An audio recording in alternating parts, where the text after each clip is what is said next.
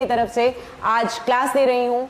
ये हमारा Haryana police constable SI के लिए जो क्रैश कोर्स है, इस कोर्स में आज की क्लास में मैं आपको क्या करने वाली हूँ, बिल्कुल स्टैटिक जीके में जो मेन क्वेश्चन बायोलॉजी से रिलेटेड आते हैं वो याद कराने वाली हूँ। ठीक है, सो आई होप आप लोग अब तैयार हो। अब फटाफट से फोकस कीजिएगा कि क्वेश्चन पिछले पेपर एनालिसिस में क्या दिया गया। ठीक है, देखो सबसे पहली चीज विटामिन की हम बात करते हैं, बट वहां तक पहुंचने से पहले कंसेप्ट समझना होगा। सभी लोग एक कंसेप्ट को समझिएगा। कंसेप्ट क्या है जरा सुनिए। मैंने कहा कि हम बात करते हैं फूड की। किसकी बात करते हैं जी? फूड की। अब फूड मतलब भोजन, और भोजन कैसे एक्ट करता है? बिल्कुल फ्यूल की तरह। कैसे एक्ट करता है? बिल्कुल फ्यूल की तरह। ठीक है, क्यों? जैसे कोई गाड़ी में आप जब ईंधन डालते हो तब वो चलती है, जब कोई इंजन में ईंधन डलेगा तब वो चलेगा। ऐसे ही हमारे शरीर में क्या होगा, जब फूड डलेगा, फ्यूल डलेगा, तब हमारा शरीर या बॉडी मैकेनिज्म क्या करेगा, काम करना शुरू करेगा। ठीक है, अब ऐसे में क्या होता है, ऐसी क्या चीज है जिसकी वजह से हमारी बॉडी फंक्शनिंग स्टार्ट होती है? तो बड़े ध्यान से समझना, यहां से क्वेश्चन कैसे पूछेगा। हमें फूड के कंपोनेंट यानी के भोजन के अवयव जो होते हैं, ठीक है, भोजन के अवयव जो होते हैं उनके बारे में पता होना चाहिए। कौन कौन से अवयव है? तो यहाँ पे आप कहते हैं कि मैम कार्बोहाइड्रेट है। मेरी नेक्स्ट क्लास में मैं पूरी बायो जब एक्सप्लेन करूंगी तो मैं आपको कार्बोहाइड्रेट्स का कंसेप्ट या इसमें से जो क्वेश्चन बनता है वो पूरा बताऊंगी। ठीक है, कार्बोहाइड्रेट्स के अलावा हम पढ़ते हैं वसा के बारे में, यानी कि फैट्स के बारे में। ठीक है, वसा के अलावा हम पढ़ते हैं किसके बारे में? प्रोटीन के बारे में। एग्जामिनर को क्वेश्चन अगर उठाना होगा तो इन तीन में से उठाएगा। और चौथा अगर मैं बात करूं तो वो होता है बेटा विटामिन। ठीक है, मतलब आप ये कह सकते हो, देखो रुक्षांश या फाइबर में मेरे को बताने की जरूरत नहीं है। क्यों? क्योंकि इसमें से इतना क्वेश्चन नहीं बनेगा। ठीक है, रुक्षांश, फाइबर्स या रफेज, आप इसको कुछ भी कह सकते हो। इंग्लिश मीडियम वाले स्टूडेंट्स ध्यान से सुने। बेसिकली जो वो क्वेश्चन पूछना चाह रहा है वो क्या है कि या तो इन तीनों में से पुटअप कर देगा, ठीक है, और ये तीनों एक तरफ, हो सकता है दोनों में से भी पूछ ले, ये तीनों एक तरफ और इसकी वेटेज एक तरफ। सबसे पहले ये समझाना चाहती हूँ, ये पूरा चैप्टर है, इस चैप्टर में इतने सारे पॉइंट्स हैं, इन सारे पॉइंट्स को पढ़ लो या इस एक को पढ़ लो, ये तब भी भारी रहेगा। समझ गए? बात क्लियर हो रही है भाई सबको? जल्दी से एक बार मुझे बता दो। अब दूसरी चीज सुनो ध्यान से, अगर विटामिन की बात करेगा तो पहला क्वेश्चन बनता है विटामिन की खोज किसने की? किसने की? क्या आंसर दोगे? विटामिन की खोज किसने की? Who discovered vitamin? Come on, आप आंसर देंगे काश्मीर फंक ने। किसने की जी? सी फंक, काश्मीर फंक। जब हम उसके नामकरण की बात करते हैं, एक्चुअली इस क्वेश्चन में बच्चों को कंफ्यूजन रहती है कि विटामिन की खोज की थी हॉपकिंस ने और नामकरण किया था किसने? सी फंक ने। तो यहाँ पे एक क्वेश्चन में बच्चा जो है वो अटक जाता है कि आप ये बताओ हॉपकिंस पे टिक करना है या फंक पे टिक करना है। मैं आपको ये बता देती हूँ, एग्जामिनर जो क्वेश्चन देगा वो सी फंक का देगा। बात समझ में आ रही है? दोबारा से मेरी स्टेटमेंट को सुनिएगा कि विटामिन की खोज हॉपकिंस ने की, जबकि नामकरण किसने किया? काश्मीर फंक ने। तो बहुत सारी बुक्स में ये लिखा होता है कि विटामिन की खोज किसने की? काश्मीर फंक ने। अब वहां पे आपको क्वेश्चन समझना है और आंसर देना है। क्लियर है मेरी बात? अब काश्मीर फंक ने इसकी खोज की और यहाँ पे पूछा गया कि भाई विटामिन जो है उसकी क्या जरूरत है। तो आप कभी भी देखते हो बीमारी होती है, डॉक्टर मल्टी विटामिन की गोलियां दे देता है, क्योंकि एक तो वो बहुत ही कम मात्रा में होते हैं, दूसरा हमारी बॉडी में बहुत जल्दी यूसेज हो जाती है, बहुत जल्दी डिसॉल्व हो जाते हैं। समझ रहे हो? आए खत्म हुए, ये इनका एक मैकेनिज्म रहता है। अब वसा है, आई काफी देर तक रहेगी, उसको काफी टाइम, लंबे अरसे तक यूज किया जाएगा। तो दोनों में बहुत फर्क है। लेकिन क्वेश्चन कहां से बनेगा? क्वेश्चन बनेगा जब आपसे पूछा जाएगा कि बताओ विटामिन कितने टाइप का होता है। तो आप कहोगे कि जी देखो, यहाँ जो एग्जामिनर पूछना चाहता है वो ये कि ये दो तरह का होता है। कितने तरह का होता है? दो। एक वाटर सॉल्युबल, जिसे आप जल में घुलनशील कहोगे, और एक वसा में घुलनशील यानी कि फैट सॉल्युबल। ठीक है, तो मैं इसको इस तरीके से लिख देती हूँ जिससे आपको बाद में नोट्स भी मिल जाएं। तो विटामिन एक हो गया वसा में घुलनशील, किसमें? वसा में घुलनशील हो गया, और दूसरा मैंने कहा एक हो गया जल में घुलनशील यानी कि वाटर सॉल्युबल।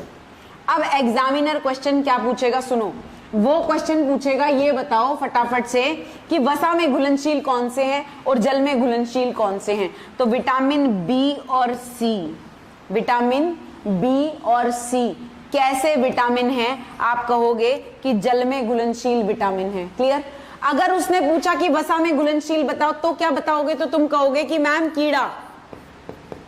क्यों? Vitamin A, vitamin D, vitamin E, vitamin के। अब यूं विटामिन कोई से भी होते हो, लेकिन क्वेश्चन कहां से पूछेगा? ये पूछेगा। इसीलिए आपके सिलेबस में आपको ये 5 विटामिन पता, 6 विटामिन पता होना चाहिए, 4 ये और 2 ये। क्लियर है मेरी बात सबको? तो जल में घुलनशील कौन सा? क्या बोलोगे? विटामिन बी और सी। भाई वाटर वसा में घुलनशील यानी कि फैट में सॉल्युबल, तो आप क्या कहोगे? कीड़ा, विटामिन ए, डी, ई, के। क्लियर है? ये बात याद हो जाएगा। अब यहां के बाद अगले क्वेश्चन पे चलते हैं। ध्यान से सुनना, पहला क्वेश्चन था खोज से रिलेटेड, ठीक है। दूसरा क्वेश्चन किससे आया आपका? फैट सॉल्युबल या वाटर सॉल्युबल। अब उसके बाद आगे क्वेश्चन किसका बनेगा? विटामिन, विटामिन की बात कर रही हूं मैं, कोई कार्बोहाइड्रेट या ये आज की क्लास में नहीं पढ़ा रही हूं, वो पूरा स्टैटिक बना के पढ़ाऊंगी, ठीक है।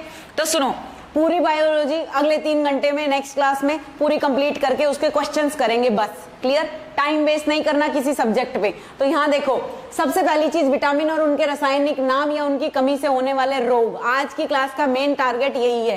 क्यों?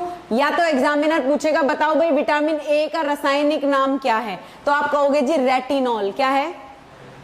अगले में पूरी ट्रिक से याद करा दूंगी, ठीक है। पहले समझ लो, विटामिन ए का नाम बोलो जल्दी। क्या है? रेटिनॉल। एक्चुअली तुमने कभी भी ये चीज समझी है कि आंखें अगर वीक है तो कौन सा विटामिन खाना चाहिए?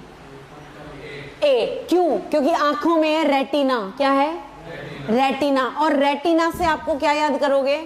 रेटिनॉल। समझ गए? रेटिना से रिलेट करके क्या याद करोगे? रेटिनॉल। अब दूसरी चीज सुनो, कमी से होने वाला रोग। अगर विटामिन ए का रासायनिक नाम रेटिनॉल है और मैंने कहा इसकी कमी से होने वाला रोग कौन सा है, तो इसका मतलब एक बात तो साफ है, आंखों का ही रोग होगा, है ना। आंखों का ही रोग होगा।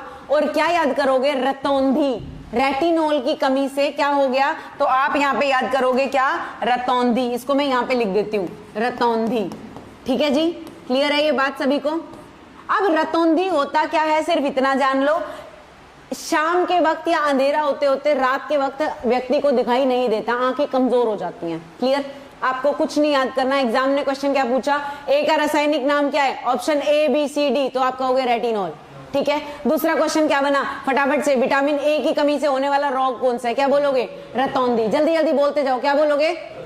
तीसरा बनेगा कि बताओ विटामिन ए के स्रोत कौन से हैं? What are the sources? ऐसी क्या चीज है? भाई मेरी आंखें कमजोर हैं तो मैं यही पूछूंगी ना, बताओ मैं क्या खाऊं जो मेरी आंखें ठीक हो जाए, विटामिन ए की कमी पूरी हो जाए। तो इसका मतलब गाजर, दूध, अंडा, फल या पालक। समझ गए? गाजर, दूध, अंडा, फल या पालक। और दूसरी चीज सुनो, अगर एक किसी चीज का नाम आ जाए तो क्या लिखना पड़ेगा? गाजर। बहुत सारे आपने हमेशा आज तक सुना होगा कि अगर किसी को चश्मा चढ़ा है तो कहते हैं कि भाई पूरी सर्दी तू गाजर का जूस पी ले। हालांकि गर्मी भी करता है, लेकिन फिर भी कहते हैं कि पूरी सर्दी कोई गाजर का जूस पी ले तो वो क्या करता है, उसको कहीं ना कहीं आंखों पे बहुत ज्यादा फर्क पड़ता है, कहीं ना कहीं विटामिन ए की कमी पूरी करता है। क्लियर हो गई मेरी बात? अब आगे सुनो दूसरी चीज, नेक्स्ट पे चलते हैं। मैंने कहा एक सेकेंड रुकना बस।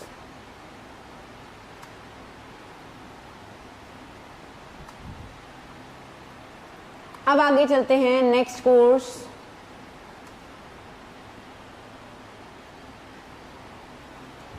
बस एक सेकेंड में इनके कमेंट्स भी देख लो साथ साथ, किसी को कोई प्रॉब्लम ना हो।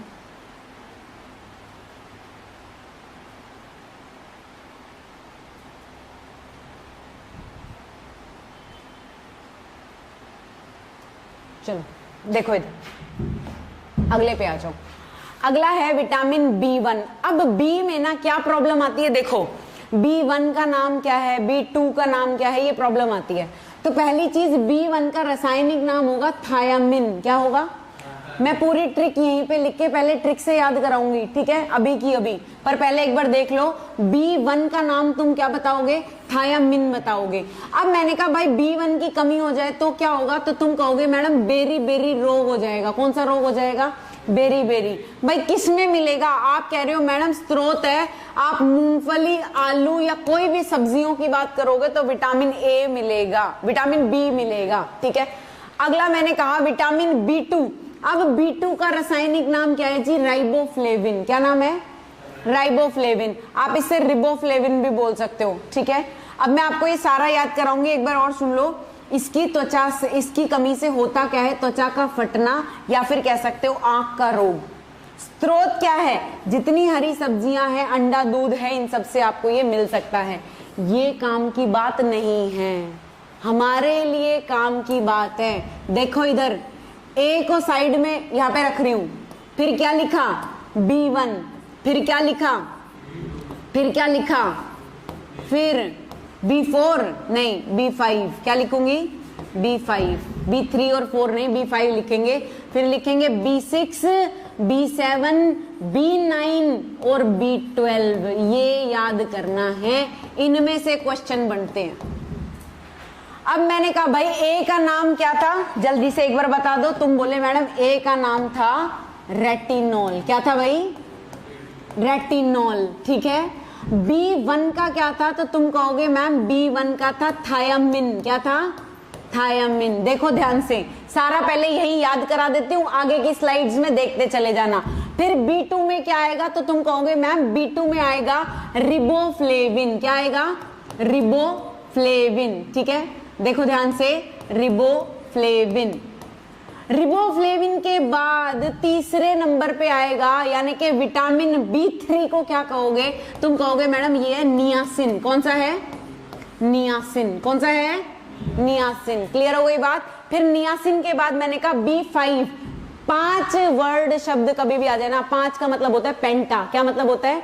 पेंटा। तो आप उसे कहोगे पैंथेनोइक एसिड। क्या बोलोगे? पैंथेनोइक एसिड, ठीक है। अब पैंथेनोइक एसिड हो गया, चलो डन। अब दूसरी चीज पे आ जाओ। B6 क्या होगा? B6 का नाम पता है किसी को? बोलोगे पायराडॉक्सिन। क्या बोलोगे? पायराडॉक्सिन। अभी बहुत अजीब लग रहा होगा सुनना, बस मिनट 1 की दूरी है और ट्रिक भी जरूरी है, समझ गए? मैं ट्रिक से आपको ये सारे के सारे अभी याद कराऊंगी, बस आपको फोकस करना है कि मैम ने B6 में क्या बोला था? पायराडॉक्सिन बोला था। 5 मतलब पेंटा, पेंटा से बनेगा पैंथेनोइक। बात समझ आ रही है? अगला देखो क्या लिखा है, B7। कल 7 अप्रैल को कौन सा दिन याद कराया था? स्वास्थ्य दिवस याद कराया था, याद आया? क्या कराया था? स्वास्थ्य साथ साथ, याद आया? ऐसे ही जीवन जीना है साथ साथ। कैसे जीना है?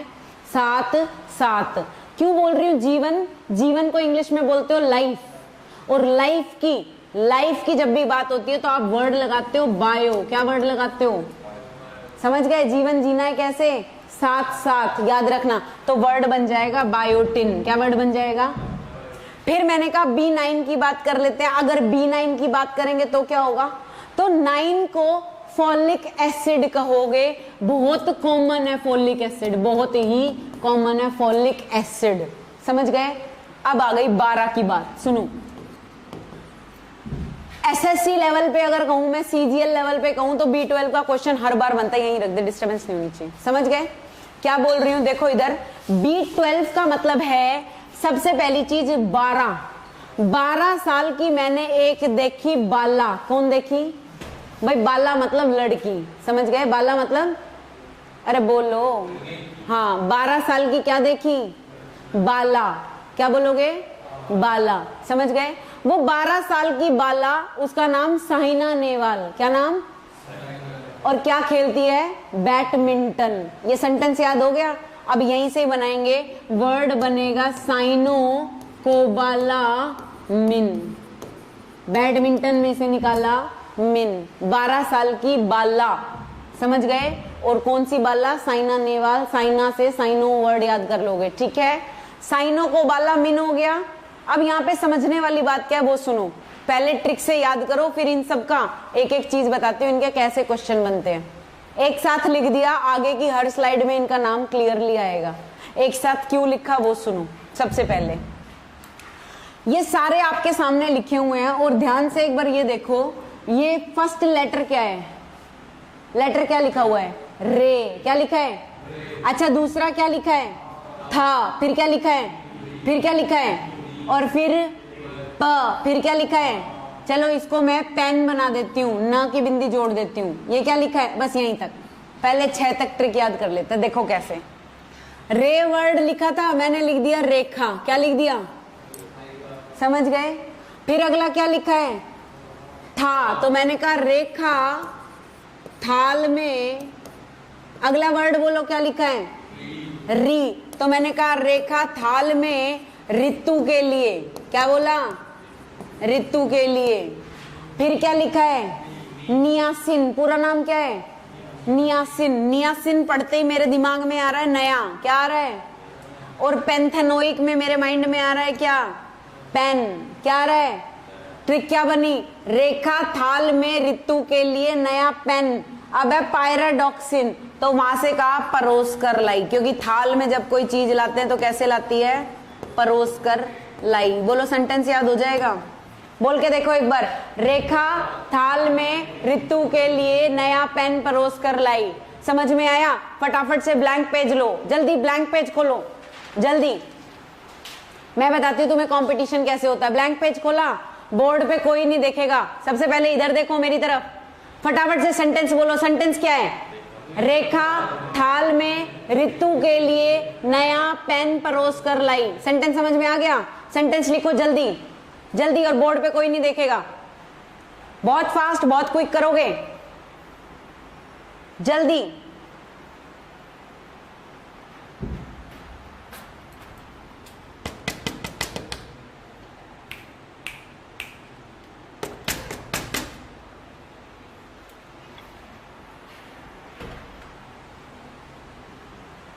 लिखा? अब मुझे बताओ फटाफट से एक्सप्लेन करके कि किसका कौन कौन सा नाम याद है तुम्हें।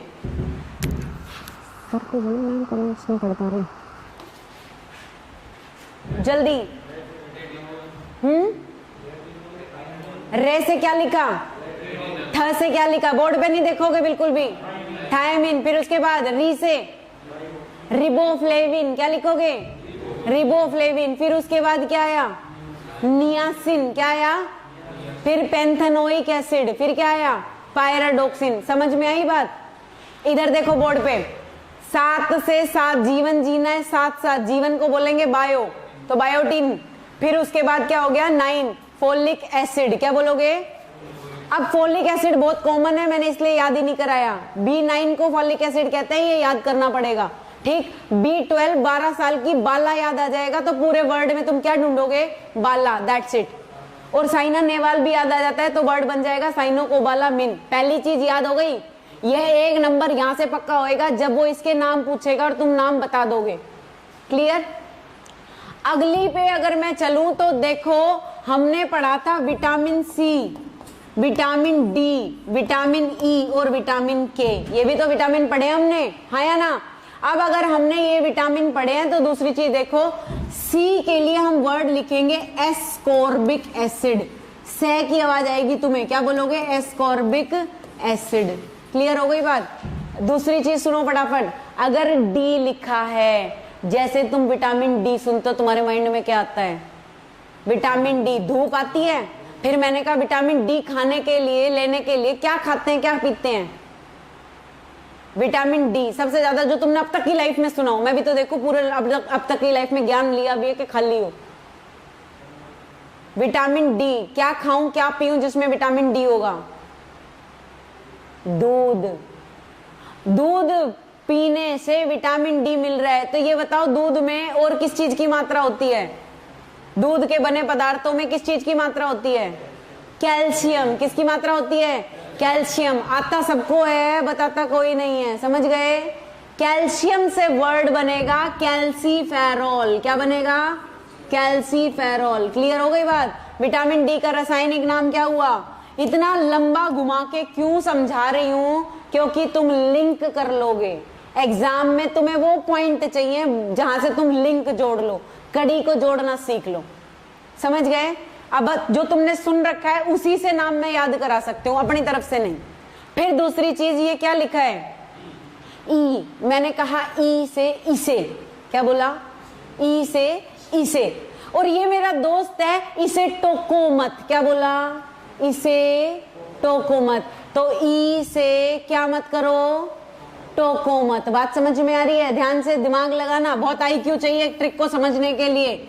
मैंने कहा ई से क्या मत करो, टोको मत। मतलब ई से का वो मतलब नहीं है ए फॉर एप्पल वाला, ई से का मतलब है इसे, इसे टोको मत, वर्ड क्या बना, टोकोफेरॉल, क्या वर्ड बना, और के का तुम याद कर लेना फिलोक्यूनाइन, फिलोक्यूनाइन। मैं टाइम वेस्ट नहीं करूंगी, फटाफट सट सट सट तुम्हें जो क्वेश्चन आते हैं वो फटाफट बताती जाऊंगी। समझ में आ गया?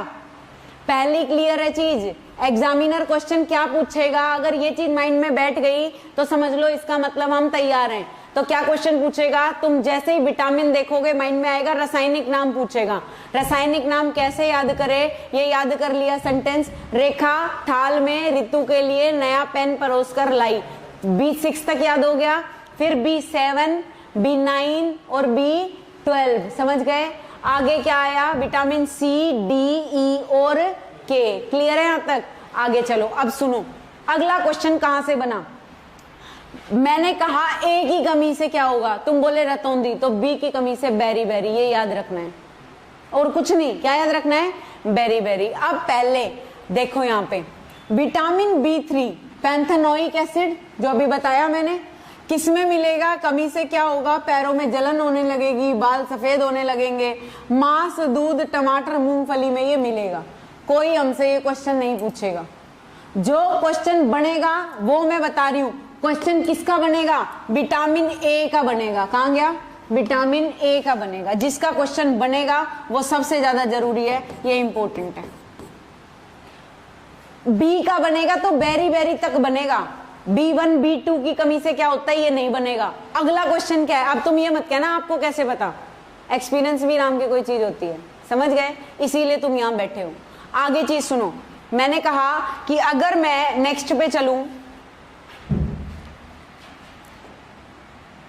B5 रासायनिक नाम क्या हो गया, देखो B5 के लिए जो लिखा है ना आपको, ये B5 नहीं, इसे यहाँ पे B4 कर लो, ये उल्टा लिखा हुआ है, सॉरी, ये B5 है और ये B4 3 है, 3 4 कर लो, एक ही बात है, ठीक है? इसको मैं B3 कर देती हूँ।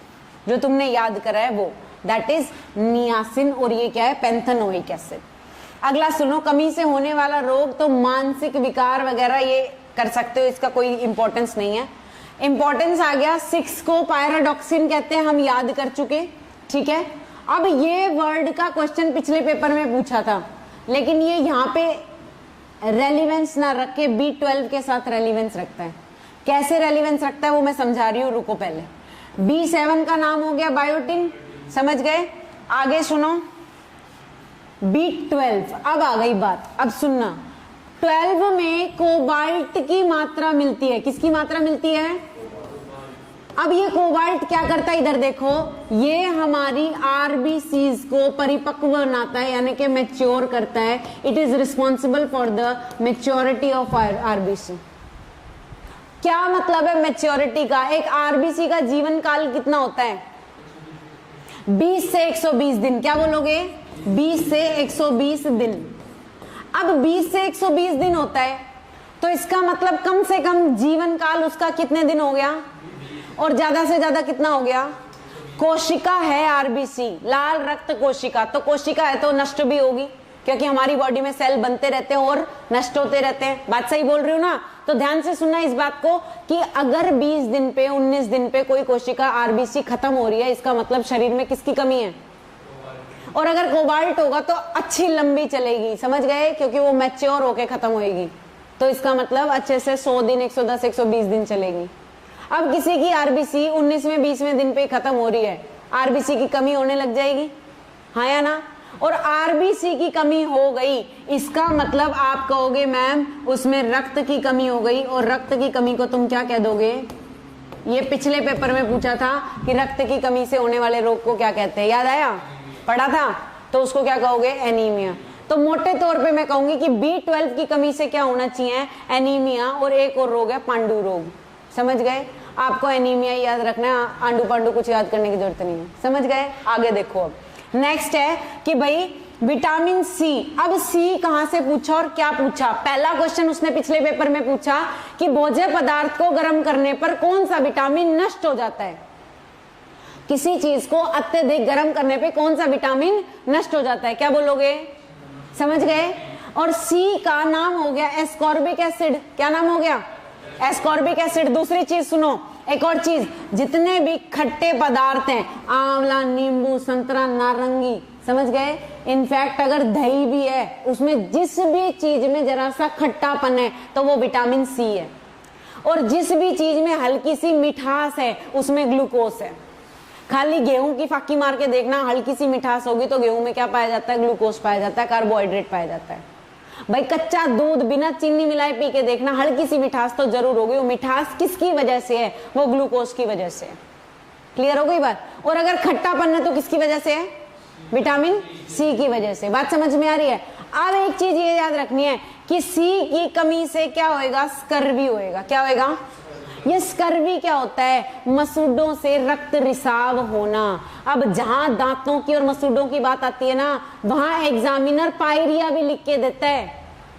वहां क्या लिख के देता है? पायरिया भी लिख के देता है। हमें कैसे पता चलेगा कि ये स्कर्वी है या ये पायरिया है? तो ध्यान से सुनो, अगर मैं रोगों की बात करूं, ठीक है, तो पैरासाइट यानी कि परजीवी जनित रोग होते हैं। पैरासाइट क्या होता है? परजीवी क्या होता है? जो दूसरे पर आश्रित होकर जीता है, ठीक है, उसी के ऊपर घर कर लेता है। पानी में पाया जाने वाला परजीवी, पानी जब हम कुएं का या वैसा पानी पीते हैं, ठीक है, मतलब अनफिल्टर्ड या बिना आरओ का, तो आपने गांव में अक्सर देखा होगा लोगों के दांत पीले या खराब या उन पे धब्बा होता है। That is due to parasite, परजीवी के कारण। और उनका जो एनेमल है, दांत के ऊपर जो सफेद टोपी है, अपने शरीर का सबसे सख्त हार्डेस्ट मटेरियल है। और किस चीज का बना है? इसको एनेमल बोलते हैं। ये कैल्शियम हाइड्रोक्सिल एपेटाइट का बना है। किस चीज का बना है? कैल्शियम हाइड्रोक्सिल एपेटाइट का बना है। बात समझ में आ रही है? तो उसको क्षति पहुंच रही है, तो मुंह में सड़न हो रही है, उसे पायरिया कहते हैं।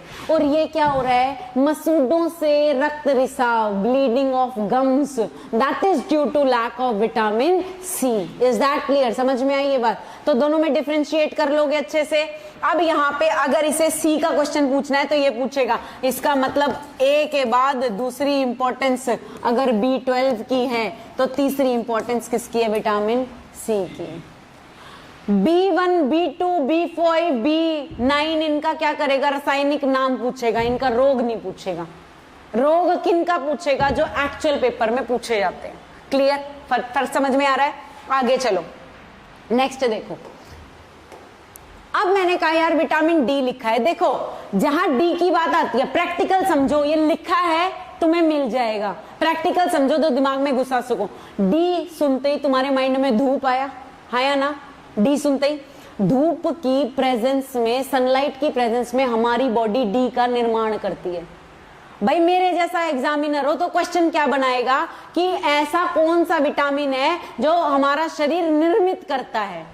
तो आप कहोगे विटामिन डी। धूप विटामिन डी लेकर नहीं आती, हमारा शरीर उसका निर्माण करता है। लेकिन जैसे कोई मिल गया मूवी में जादू धूप, ऐसे ही हमें भी क्या चाहिए? धूप। समझ गए? उस धूप की प्रेजेंस में हमारी बॉडी क्या करेगी? विटामिन डी बनाएगी। कंसेप्ट क्लियर हुआ?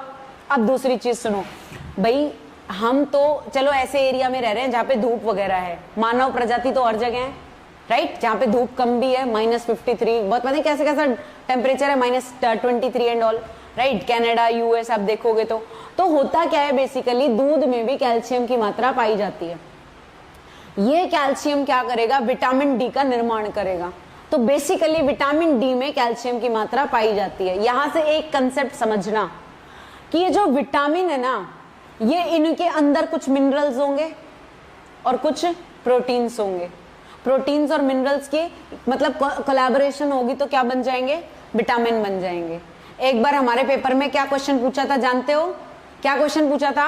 हार्मोन या एंजाइम्स किसका परिवर्तित रूप होते हैं? कल की क्लास में मैंने बताया था कि प्रोटीन का परिवर्तित रूप होते हैं। समझ गए? इसका मतलब मेन मैकेनिज्म जो काम कर रहा है वो कौन कर रहा है? प्रोटीन और विटामिन कर रहा है। हम जिम जाते हैं, खाना खाते हैं, अपनी बॉडी को ग्रो करते हैं तो किस पे फोकस होता है? पूरा प्रोटीन पे। समझ रहे हो? और कोई बीमार है और उसको रिकवरी करनी है तो डॉक्टर क्या लिख देता है? विटामिन, मल्टीविटामिन की गोलियां लिखता है कि नहीं? इससे एक बात समझ में आती है कि सुनो मेरी बात ध्यान से, पहली ही स्लाइड पे मुझे एक और बात ऐड करने दो। क्या है वो बात? देखो मैंने कहा इसकी खोज काश्मीर फंक ने की। हो सकता है यहां से एक और क्वेश्चन बन जाए। और क्या क्वेश्चन बने जरा सुनो ध्यान से। मैंने कहा कि मैकेनिकल फूड किसे कहते हैं? क्या बोलेंगे? मैकेनिकल फूड हिंदी में क्या बोलेगा? यांत्रिक भोजन किसे कहते हैं? बात समझ में आ रही है? यांत्रिक भोजन किसे कहते हैं? तो सुनो, अगर हमारी गाड़ी खराब हो गई तो कौन ठीक करेगा? मैकेनिक। कौन ठीक करेगा? हमारा शरीर खराब हो गया, कौन ठीक करेगा? मैकेनिक। इसलिए डॉक्टर ने मैकेनिक भेजा। क्या? मल्टीविटामिन की गोली। समझ में आ रहा है? दूसरा नाम समझ में आ गया? क्वेश्चन बन सकता है कि नहीं बन सकता? अगली चीज सुनो, अगर मैंने कहा कि ये ऐसा क्या करते हैं जो इनका नाम ये रख दिया, तो आप कहोगे कि मैम ये रोगों से बचाते हैं या रोग प्रतिरोधक क्षमता बढ़ाते हैं। समझ गए? रोग प्रतिरोधक क्षमता बढ़ाते हैं। क्लियर है ये बात सबको? बढ़ाने के लिए मैंने ये सिंबल बना दिया। ठीक है, क्लियर? अब मेरी बात सुनो, ये जो इतने दिन से इम्यूनिटी का खेल चल रहा है, जब से कोरोना आया है तब से तुमने एक बात देखी होगी, लोगों ने विटामिन से इनटेक करने स्टार्ट कर दिए। क्यों? इम्यूनिटी कैसे बनेगी? जब विटामिन खाएंगे। क्लियर हुई ये बात? सबसे ज्यादा विटामिन सी और ई की गोलियां बिकी, अगर आपने ध्यान दिया हो या ऑब्जर्व किया हो तो। हाँ, वो अलग बात है, आपका ध्यान अगर कहीं और गुमता तो अलग बात है। ठीक है, ये चीज क्लियर है? आगे चलो। अब विटामिन डी, कैल्सीफेरॉल, इसका नाम कैल्सीफेरॉल है। ठीक है, इसकी कमी से होगा रिकेट्स। क्या होगा? ये रिकेट्स क्या होता है? बूढ़ों में अगर मैं कहूं, बच्चों में अगर मैं कहूं तो रिकेट्स होगा। हड्डियां कमजोर हैं बच्चों की, ठीक है, तो रिकेट्स कहलाएगा। और बूढ़ों में है तो आप कहोगे ऑस्टियोमलेशिया। क्या बोलोगे? बोल दो एक बार, ऑस्टियोमलेशिया। ऑस्टियो शब्द तुम्हें जब भी मिल जाए ना, समझ जाना हड्डी की बात कर रहा है। किसकी बात कर रहा है? हड्डी को क्या बोलते हो? अस्थि। क्या बोलते हो? और मलेशिया वर्ड के लिए हम क्या लिखेंगे? मृदुता। क्या लिखेंगे?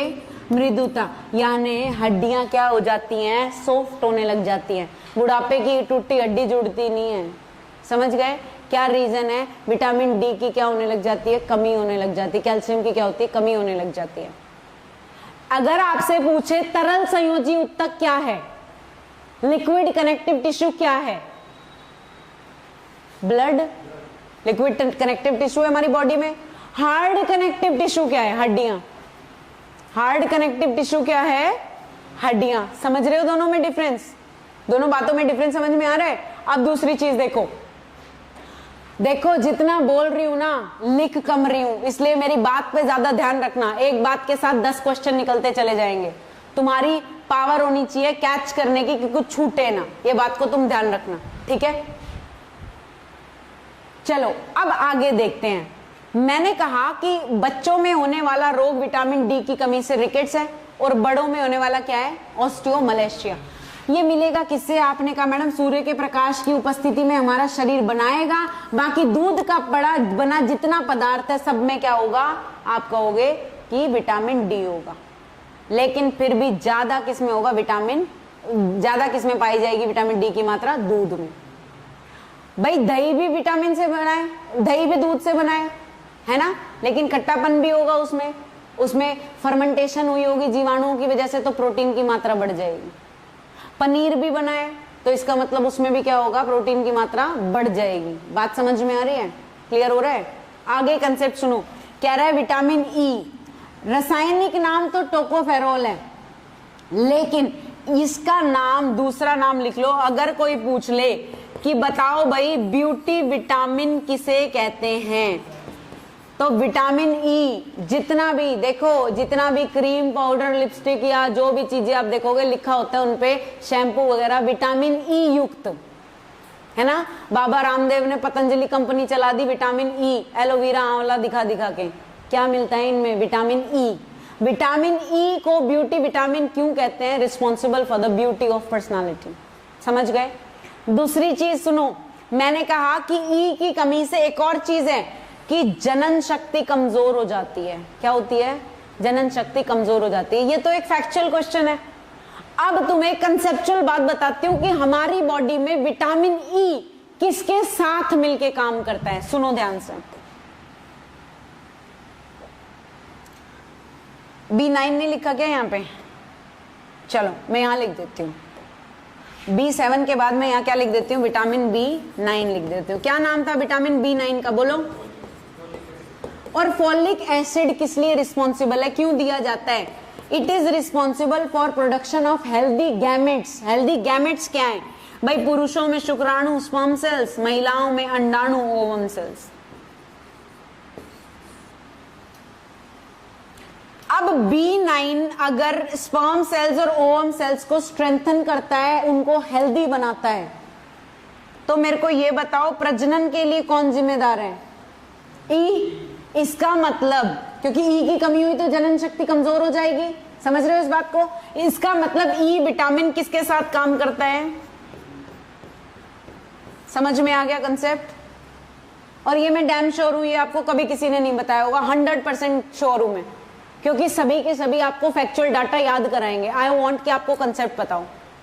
जरूरी थोड़ी है पहले का जो आया वही पेपर में आएगा यार। एक्टिव एग्जामिनर नया क्वेश्चन भी तो बनाएगा। और फिर आपकी लाइफ के लिए ये बात बहुत जरूरी है, आपकी लाइफ के लिए बायो का पढ़ना या ज्ञान का सही होना बहुत जरूरी है। क्लियर है ये बात? हाँ भाई, ऑनलाइन स्टूडेंट्स बताते रहना, ऑडियो वीडियो क्लियर होना चाहिए सबको। आगे चलो, अब आ गई के की बात। के में मैं आपको ब्लड का पूरा कंसेप्ट यहीं बता देती हूँ, जो ब्लड के क्वेश्चन पूछेगा। हालांकि ब्लड का पूरा चैप्टर है, लेकिन मैं यहीं पे आपको समझाना पसंद करूंगी। देखो इधर, के का नाम होगा फिलोक्यूनिन। क्या नाम हो गया? फिलोक्यूनाइन। ठीक है, इंग्लिश मीडियम वाले स्टूडेंट्स हैं तो उनको मैं यहाँ पे लिख के दे देती हूँ, दैट इज फिलोक्यूनाइन, राइट।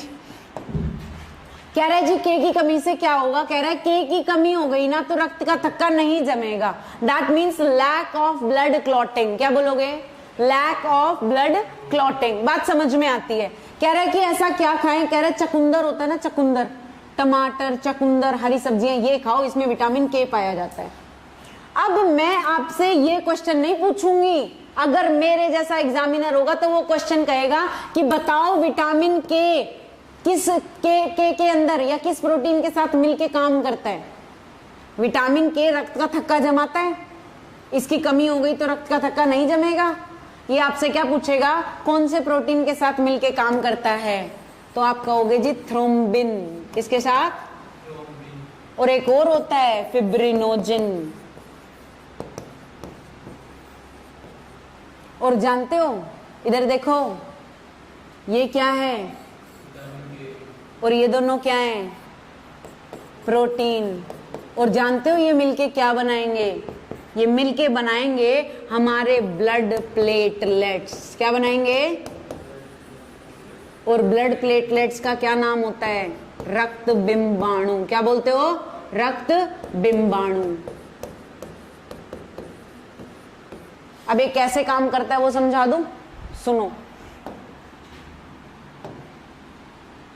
देखो, ब्लड प्लेटलेट्स का रासायनिक नाम आपसे पूछ लेगा तो आप कहोगे रक्त बिंबाणु का, ब्लड प्लेटलेट्स का रासायनिक नाम क्या है? सुनना ध्यान से। किससे मिलके बन रहा है ये? और ये क्या जमा रहा है? दोनों में क्या कॉमन लेटर दिखाई दे रहा है? ये क्या लिखा है? थ्रोम्बिन। ये क्या लिखा है? दोनों में क्या कॉमन लेटर है? थ। क्या है? बस। तो देखो, इसका नाम है थ्रोम्बोसाइट। क्या नाम है? मेरा हर स्टूडेंट एक बात को पल्ले बांध ले, जब भी साइट वर्ड लिखा होगा तो वो किसके बारे में बात करेगा? सेल यानी कि कोशिका के बारे में बात करेगा। बात समझ में आ रही है? बोलो, क्लियर है ये बात? अगला क्वेश्चन क्या बना? अब मैं आपसे क्वेश्चन पूछ रही हूं कि यदि कोई व्यक्ति अक्सर बीमार होता है, ध्यान से क्वेश्चन सुनना, यदि कोई व्यक्ति अक्सर बीमार होता है तो बताओ उसके शरीर में किसकी कमी है? Option A RBC, option B WBC, option C blood platelet. Answer दो जल्दी, किसकी कमी है उसके शरीर में? किसकी कमी है?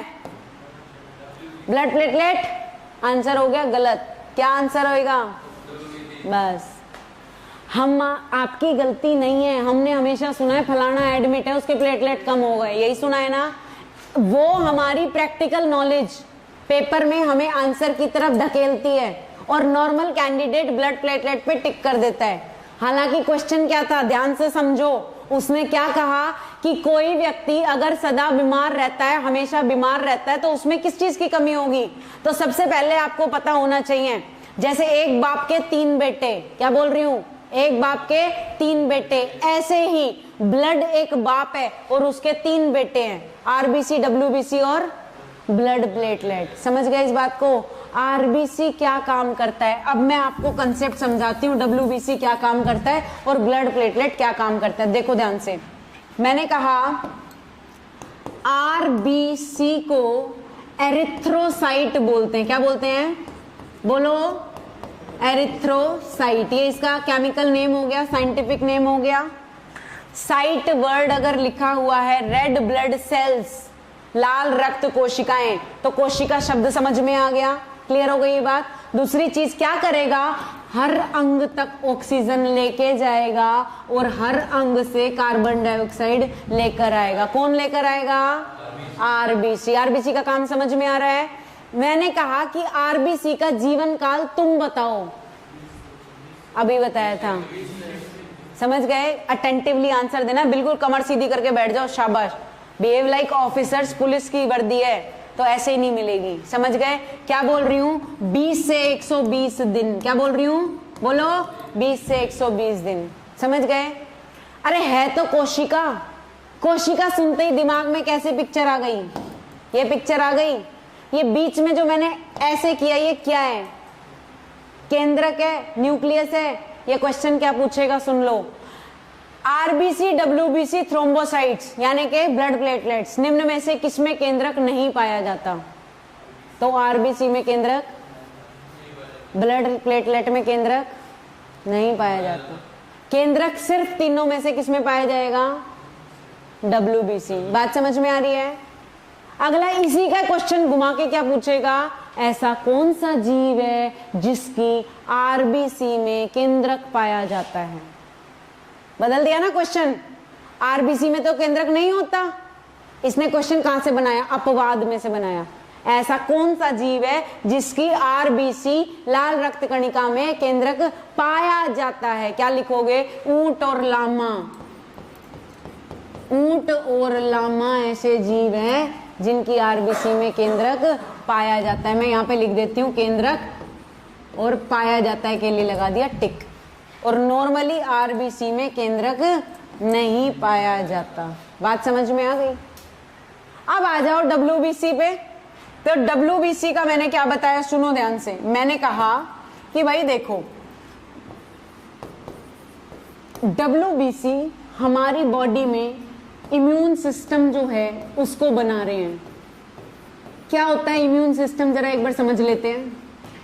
एक किला है, किले में रहता है राजा, और राजा ने सारी चार दीवारी पे किले की बाउंड्री पे खड़ा कर रखा है किसको? सैनिक को, सिपाहियों को। बात समझ रहे हो? समझना इस बात को, कहानी नहीं सुना रही। जैसे ही आक्रमण होगा, बाहर से कोई आएगा, राजा लड़ेगा कि सिपाही लड़ेंगे?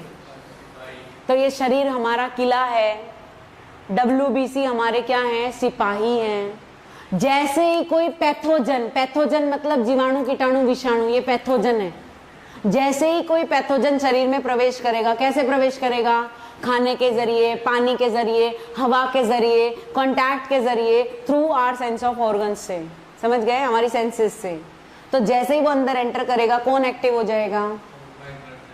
चोट लगते ही एक व्यक्ति को खून आने लगे, बताओ सबसे पहले क्या एक्टिव हुआ? आरबीसी, डब्ल्यूबीसी या ब्लड प्लेटलेट? तो तुम्हें लगेगा मैम चोट लगते ही खून आने लगे, खून होता है रेड, तो आरबीसी। समझ गए? नहीं, डब्ल्यूबीसी। मैंने कहा कट लगते ही खून आने लगे, इसका मतलब कोई पैथोजन अंदर घुसने की कोशिश करेगा, पहले कौन एक्टिवेट होएगा? समझ में आ रही है बात? इसीलिए हम इनको फाइटर सेल्स बोलते हैं। क्या बोलते हैं? और एक चीज और बता दूं, एक चीज और सुन लो। आरबीसी अगर 600 होएगी ना, तब जाके एक डब्ल्यूबीसी बनेगी। मतलब इनका अनुपात कितना होता है? 600 अनुपात 1 होता है। बात समझ में आ रही है? 600 अनुपात 1 होता है। क्यों? आरबीसी, डब्ल्यूबीसी जो है उसका जीवन काल 2 से 4 दिन है। 2 से 4 दिन है। समझ गए? तो ऑब्वियसली इसके कंपैरिजन में क्या होगी? कम होगी। क्लियर? यहां तक कोई डाउट किसी को? अब इसने पूछा, अच्छा ये फाइटर सेल्स है, मान ली तुम्हारी बात।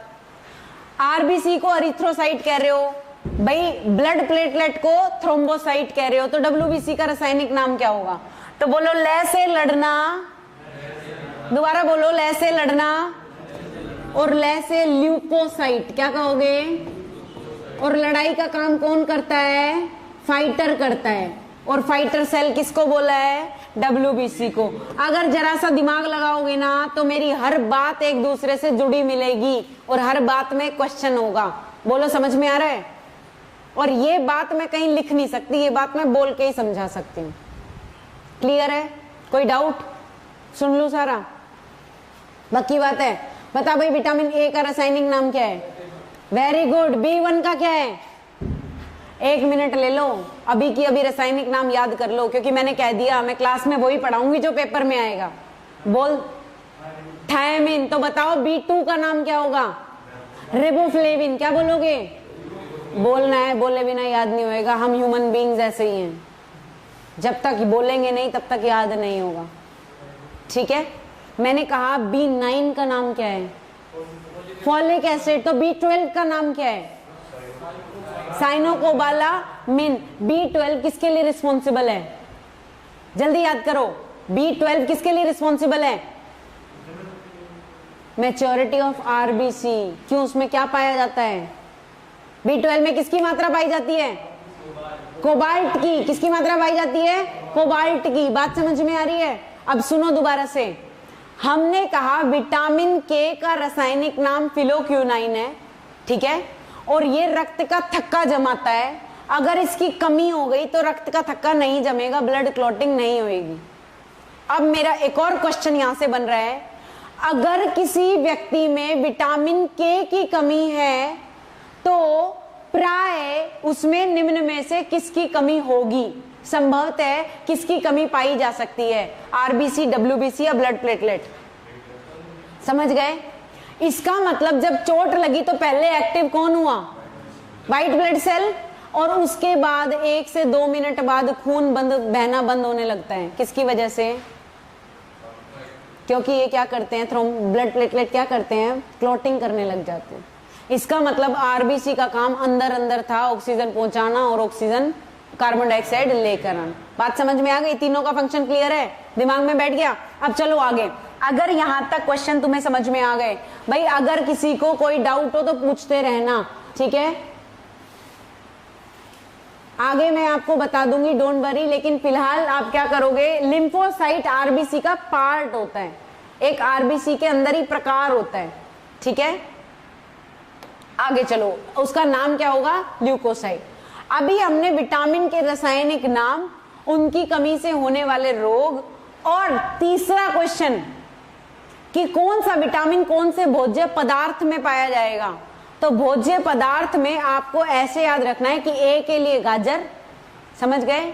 और मैंने कहा B के लिए दूध, अंडा, जो ये चीजें हैं ये। C खट्टे पदार्थ, समझ गए? D दूध, सूर्य के प्रकाश की उपस्थिति, ये याद रखोगे। इसके बाद E आंवला, आंवला है ना, आंवला, सॉरी आंवला नहीं, क्या बोलते हैं इसको? एलोवेरा। एलोवेरा में, बादाम में, जो भी आप क्रीम शैम्पू देखते हो उन पे बादाम या एलोवेरा छपा होता है, समझ गए? विटामिन E युक्त। ये आपको ध्यान रखना है, आपकी मेमोरी बनानी है ऐसी। फिर मैंने कहा विटामिन E के बाद आ गया विटामिन K। क्या आ गया? K। अब K के लिए आपको पढ़ना है चकुंदर और टमाटर, क्योंकि रक्त का थक्का जमाने का काम कर रहा है। क्लियर है? चलूं आगे, नेक्स्ट क्वेश्चन पे आ जाओ। अब तक की क्लास में, कल से लेके आज तक, मैं 2 नंबर ये पक्के करा चुकी हूं कि अगर विटामिन में से क्वेश्चन आया तो तुम आंसर दे दोगे, और इंपॉर्टेंट डेज और डेट में से आया तो तुम आंसर दे दोगे। अब आ जाओ तीसरे नंबर पे, ठीक है? और ये डैम श्योर वाले क्वेश्चंस होते हैं। अब तीसरे नंबर पे आ जाओ। तीसरा नंबर है वैज्ञानिक यंत्रों के नाम। वैज्ञानिक यंत्रों के नाम, ध्यान से सुनो। ये लिखा है ऑल्टीमीटर। क्या लिखा है? ऑल्टीमीटर। ऑल्टीमीटर शब्द बना है एल्टीट्यूड से। किससे बना है? और हाई एल्टीट्यूड का मतलब होता है ऊंचाई। क्या होता है? ऊंचाई। तो मैंने कहा ऊंचाई को मापने वाला यंत्र, समझ गए? और कब कहां किस में यूज होएगा? विमान में यूज होएगा। तो आपसे कोई पूछ ले कि विमान में ऊंचाई मापने के लिए कौन सा यंत्र इस्तेमाल होता है, आप क्या कहोगे? ऑल्टीमीटर होता है। ठीक है बेटा, क्लियर है? सभी ऑनलाइन स्टूडेंट्स प्लीज एक बार बता दो आप सभी को सारी चीज क्लियर हो रही है ना, क्योंकि हमारे पास रुकने का टाइम नहीं है। ठीक है, अब बात आ जाती है एनीमोमीटर। अब एनीमोमीटर में से क्वेश्चन इतना नहीं पूछता, जिसमें से पूछेगा वहां इंपॉर्टेंट लिखूंगी। ठीक है, एनीमोमीटर क्या है कि वायु, इससे वायु के बल तथा गति को मापा जाता है, वायु की दिशा भी बताता है। मतलब कि अगर मैं क्वेश्चन बनाऊं कि भाई बताओ एयर की पावर और स्पीड, वायु का बल और गति किससे मापा जाएगा? तो आप क्या कहोगे? एनीमोमीटर से मापा जाएगा। दूसरा सुनो, ऑडियोमीटर। ऑडियोमीटर ध्वनि की तीव्रता को मापता है। तो ध्वनि की तीव्रता के लिए कौन सा यंत्र होगा? आप कहोगे ऑडियोमीटर। ठीक है, क्लियर हो गई बात? आगे चलते हैं नेक्स्ट पे। देखो, एक्टिनोमीटर, विद्युत चुंबकीय विकिरण की तीव्रता मापने वाला यंत्र। अब यहां से क्वेश्चन आया था पिछली बार, फिजिक्स का क्वेश्चन था। क्या क्वेश्चन था पता है? क्वेश्चन बता दो, मैं मान जाऊं तुम कितनी तैयारी कर रहे हो। तैयारी करने वाले बच्चे को प्रीवियस पेपर का हर क्वेश्चन याद होगा। और विकिरण से क्या क्वेश्चन आया था? नहीं पता? अभी बहुत कमी है, बहुत सुधार की जरूरत है। 25 दिन है तुम्हारे पास सुधार करने के। क्वेश्चन था कि सूर्य का प्रकाश धरती तक आने कैसे आता है, किस माध्यम से आता है? आपके पास ऑप्शन था विकिरण, संघनन, संकीर्ण। याद आया? ठीक है, विकिरण को इंग्लिश में हम कहते हैं रेडिएशन। क्या कहते हैं? और मैं आपको एक चीज बता देती हूँ, सुनो ध्यान से। फिजिक्स का कंसेप्ट है, फिजिक्स में सर बता देंगे आपको। हीट का कंसेप्ट, हीट कैसे चलती है। वैसे तो ट्रांसफर होना, हीट इज एनर्जी, समझ गए? और मैंने कहा when two bodies come, heat का एक ही लॉ है। क्या लॉ है? कि when two bodies come in contact with each other they transfer, heat transfers from the hotter one to cooler one. जो गर्म है उससे ठंडे की तरफ चलने लग जाएगी। ये तो हीट की क्या हो गई? एक प्रॉपर्टी हो गई। अब दूसरी एक चीज सुनो, गर्म करने पर कोई भी चीज हल्की होती है। गर्म करने पर कोई भी चीज हल्की होती है, और हल्की चीजें कहां जाती हैं? ऊपर जाती। इसलिए एसी हम कहां लगाते हैं? बात समझ में आई? क्यों? क्योंकि वो ठंडी हवा फेंकेगा, और ठंडी हवा भारी होगी, वो कहां आएगी?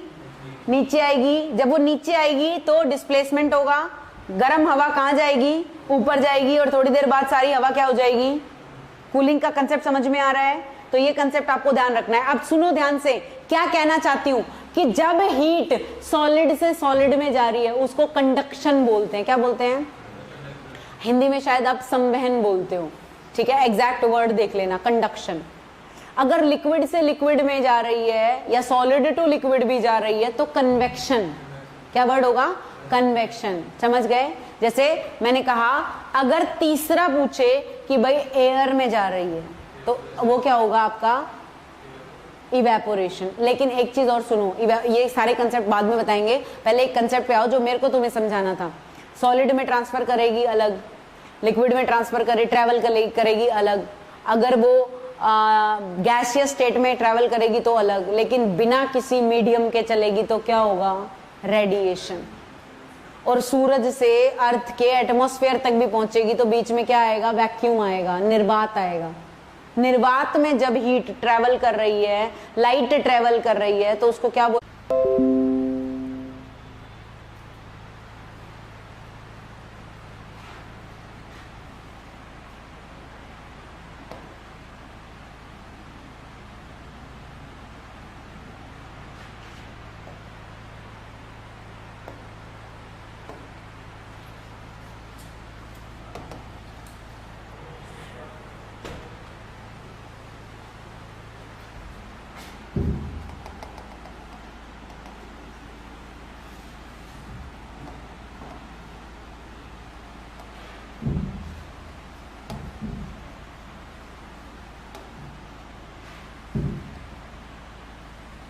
बताना एक बार? यहाँ तक आ गए थे ना?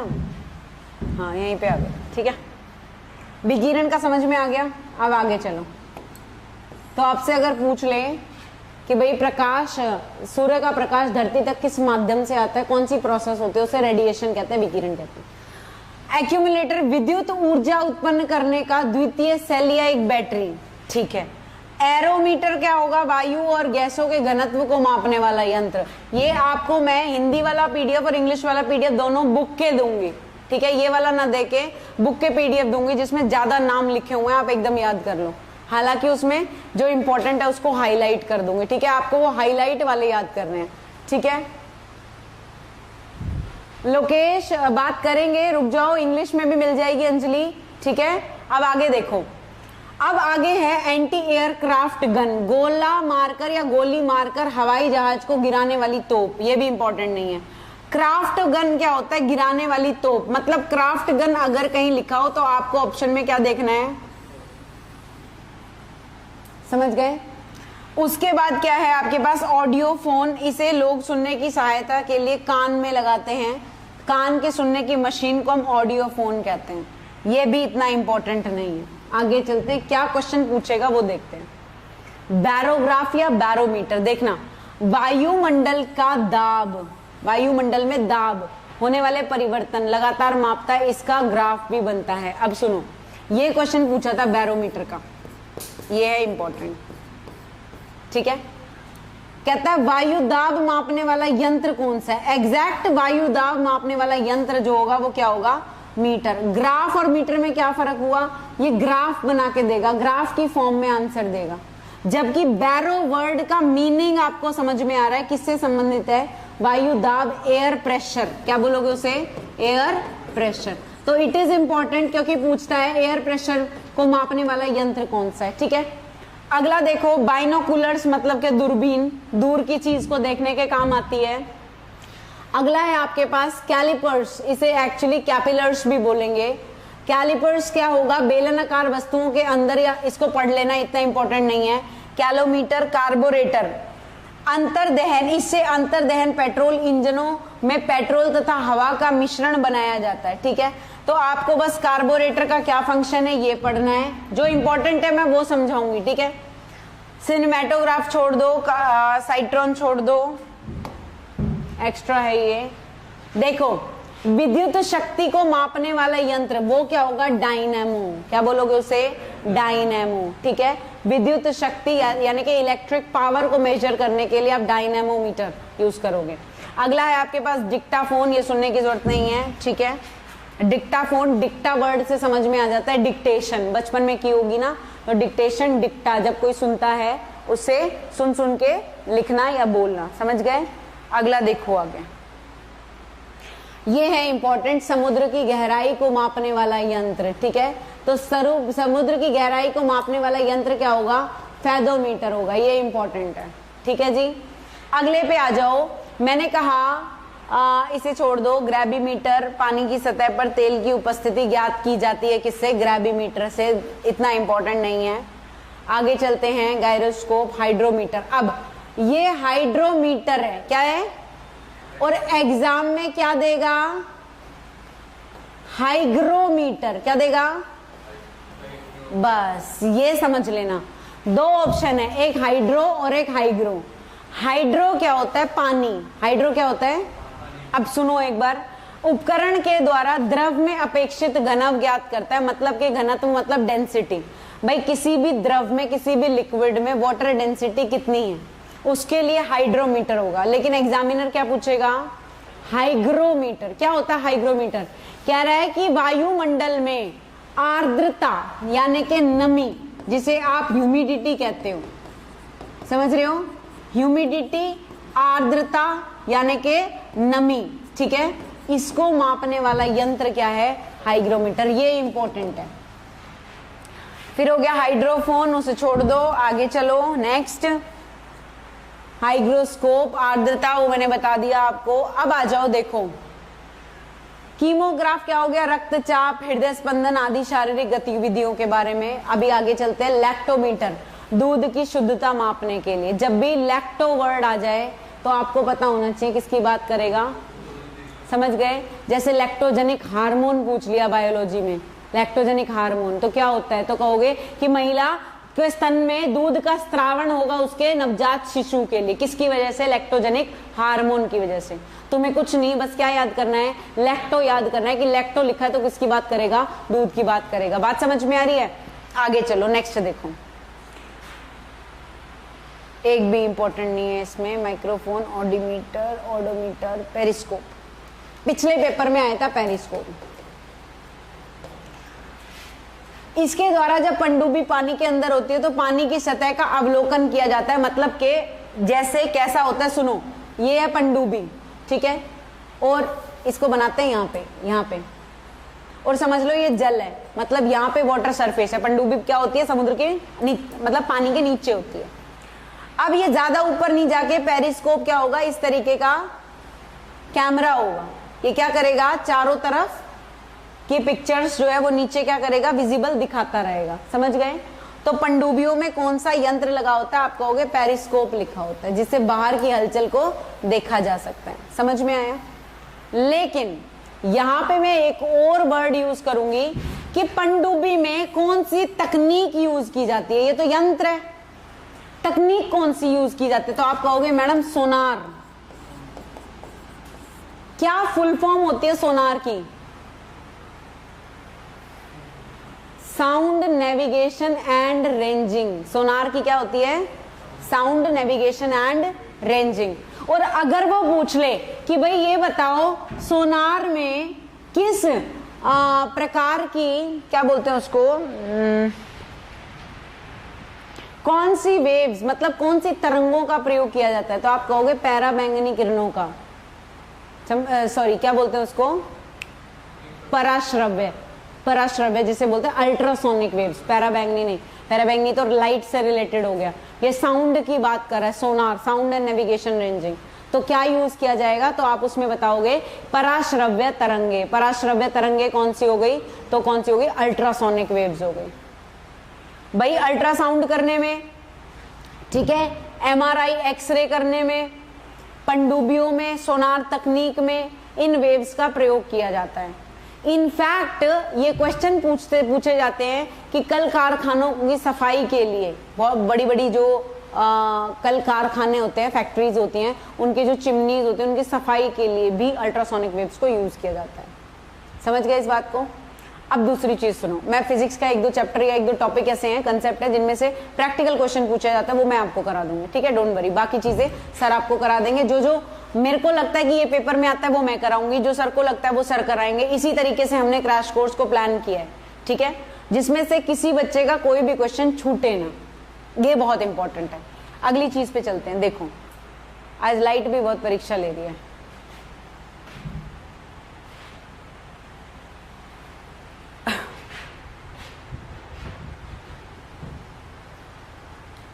आप लोगों के फोन में एनरोल हो गया ये कोर्स? अभी तक एनरोल नहीं हुआ?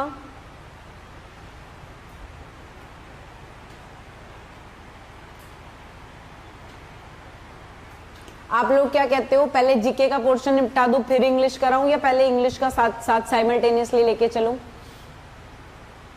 आप लोगों की विश क्या है बताओ, इतने में स्टार्ट करूं? अरे मूर्ति हूं, कुछ तो बोलो। स्टैटिक जीके ठीक है, पहले पैरेलल कंप्लीट कर दूं? तुम लोग वैसे बोलते क्यों नहीं हो, थोड़ा इतना मायूस क्यों? डर डर के कभी तैयारी नहीं होती, बड़ी हिम्मत से तैयारी होती है, डर डर के नहीं। उतरे हुए चेहरे नहीं होने चाहिए, चेहरों पे जिज्ञासा होनी चाहिए बहुत ज्यादा, सब कुछ जानने की, सब कुछ सीखने की, ठीक है।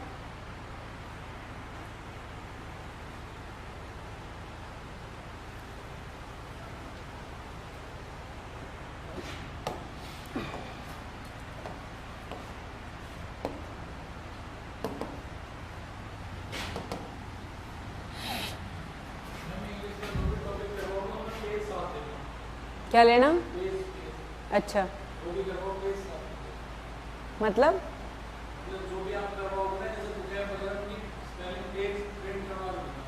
वो आपको प्रिंट ही मिलेगा। इंग्लिश का जो है ना, जो स्पेलिंग याद करनी है या वो आपको प्रिंट ही मिलेगी सर। वो आपके पास होगी तब मैं पढ़ाऊंगी, जिससे आपको इजीली याद हो। इंग्लिश की चिंता मत करो, चिंता करो जो तुम्हें याद करना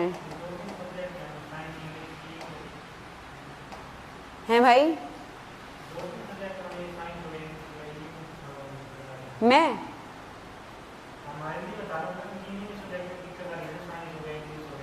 बस इन्हीं में दिक्कत आ रही है। तो देखो साइंस की और इंग्लिश की तो टेंशन मत लो, साइंस और इंग्लिश तो it's my cup of T. तो जो जो मेरा काम है वो तो अवधेश से पूछ लो, या सागर तो चला गया, इनने तो ज्वाइनिंग ले रखी है, ठीक है। अवधेश की तो खैर बस अब पेंडिंग है, इस बार लेगा, ठीक है। फेदोमीटर बता दिया मैंने। आगे देखो ऑडोमीटर, पेरिस्कोप, ठीक है। तो मैं पेरिस्कोप पे आपको ये चीज बता रही थी कि भाई पेरिस्कोप में क्या होता है, एक तो पनडुब्बियों में यूज किया जाने वाला यंत्र है, और अगर टेक्निक पूछ ले तो सोनार, साउंड एंड नेविगेशन रेंजिंग, ठीक है। और दूसरी चीज, सोनार कौन सी वेव्स यूज करता है? आप कहोगे अल्ट्रासोनिक वेव्स यूज करता है, पराश्रव्य तरंगे यूज करता है। ठीक है, अब आगे चलते हैं नेक्स्ट पे। पायरोमीटर, जब भी तुम्हें इंग्लिश में या साइंस में कहीं भी पायरो वर्ड मिल जाए, पायरो का मतलब होता है फायर। क्या होता है? बस तुम्हें याद रखना है कि उच्च ताप को मापने का यंत्र जो है वो क्या है? पायरोमीटर। भाई सूर्य का तापमान जो हम मापते हैं, क्या तापमान है वैसे सूर्य के केंद्र का? चलो सूर्य की सतह का बता दो, सूर्य की सतह का क्या तापमान है? 2 लाख। क्या 2 लाख? रुपए, सिक्के, सेल्सियस। सूर्य की सतह का तापमान है 6000 डिग्री सेल्सियस। फिर ना कहना बताया नहीं, ठीक है? 6000 डिग्री सेल्सियस सतह का तापमान है, सरफेस ऑफ सन। ठीक है, चलूं आगे। नेक्स्ट देखो, पॉलीग्राफ का यूज किस लिए किया जाता है? ये तुम्हारे लिए है, झूठ का पता लगाने के लिए, कि पता चल जाए बच्चा झूठ तो नहीं बोल रहा। आगे चलो, रडार। रडार किस लिए यूज करते हैं? वायुयान की जो दिशा है, उसकी दूरी है, उसको ज्ञात करने के लिए। इसके लिए हम क्या लिखेंगे? Radio detection and ranging. Radar की फुल फॉर्म समझ में आ गई? Radio detection and ranging. अगला रेडिएटर, आपने कहा कि भाई गाड़ियों के इंजन को ठंडा करने के लिए, ये बताने की जरूरत है, तुम ज्यादा पता होगा।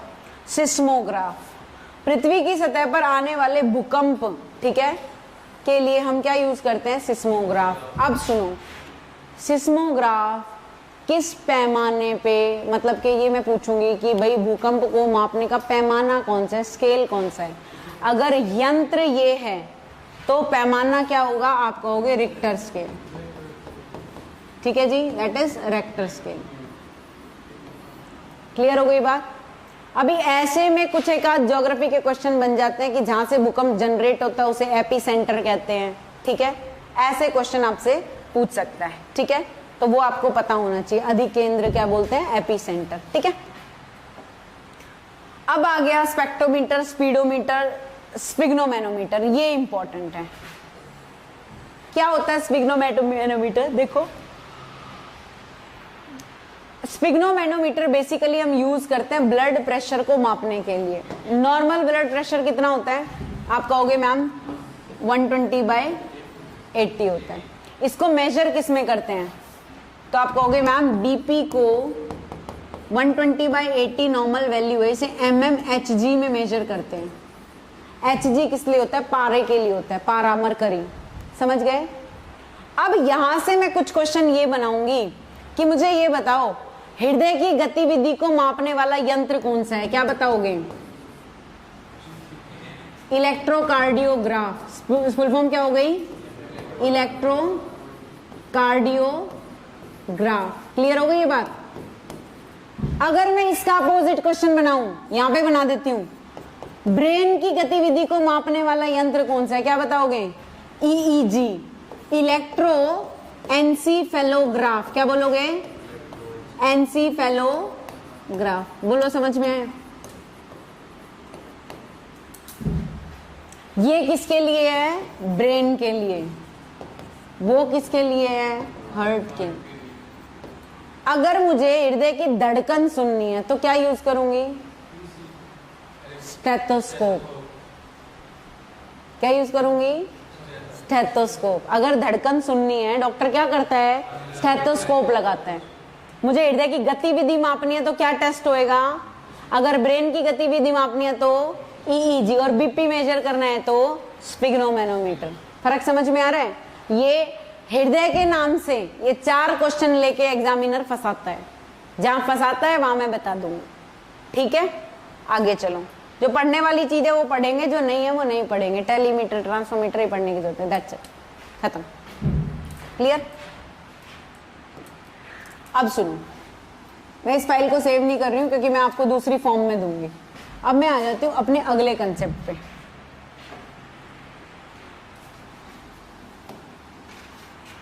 अब मुझे तुम्हें कुछ चीजें बतानी है। किससे रिलेटेड? सबसे पहले ब्लड से रिलेटेड, क्योंकि विटामिन पढ़ लिया ना तो ब्लड पढ़ा देती हूँ। ठीक है, देखो,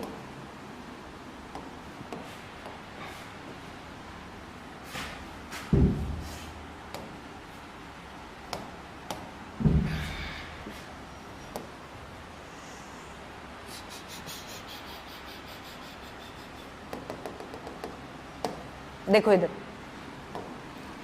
सबसे पहली चीज मैंने बात की किसकी, ब्लड की।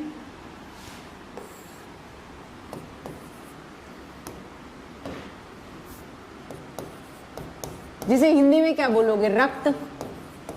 तो पहला क्वेश्चन क्या बना, क्वेश्चन यही के यही लिखती चली जा रही हूं कि ये एक तरल संयोजी उत्तक है, ठीक है। अब तरल मतलब लिक्विड, संयोजी मतलब कनेक्टिव, तो आपने कह दिया, चलो इंग्लिश में भी लिख देती हूँ, लिक्विड कनेक्टिव टिश्यू, ठीक है, लिक्विड कनेक्टिव टिश्यू। अब दूसरी चीज सुनो, मैंने कहा कि ब्लड की मात्रा हमारी बॉडी में कितनी होती है।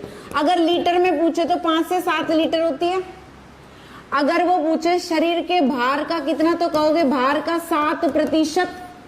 भाई प्रतिशत पूछ ले, भार का 7%, ठीक है।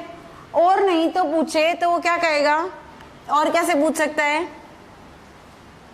और कैसे पूछ सकता है, रक्त का भार का 7% या फिर 5 से 7 लीटर मात्रा जो है वो रक्त की होती है। चलो दूसरी चीज पे आ जाते हैं। ब्लड लिक्विड है, जब कोई लिक्विड चीज है तो एग्जामिनर किस में से क्वेश्चन पूछेगा, पीएच वैल्यू में से पूछेगा। तो पीएच वैल्यू में आप कहोगे कि मैम अगर 0 to 7 है तो वो क्या है, अम्ल है, एसिड है। 7 से ऊपर है तो वो क्या है, क्षार है, यानी कि बेस है। तो इसका पीएच वैल्यू अगर 7.4 होता है, क्या होता है, तो ये कैसा हो गया, तो आप इसे कहोगे कि ma'am blood is a basic solution. क्या बोलोगे, blood is a basic solution. Solution को हिंदी में बोलेगा बिलियन, क्या बोल देगा, बिलियन, समझ रहे हो। और बेसिक को क्या बोल देगा, तो आप इसे कहोगे क्षारीय विलयन। क्लियर हो गई बात।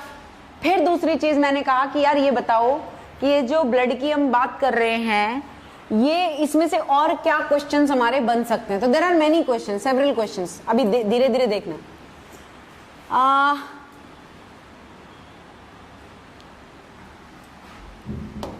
इसमें से अगर मैं सेग्रीगेशन या क्लासिफिकेशन पढ़ के बताऊं तो सबसे पहले मुझे क्या पढ़ना पड़ेगा, plasma.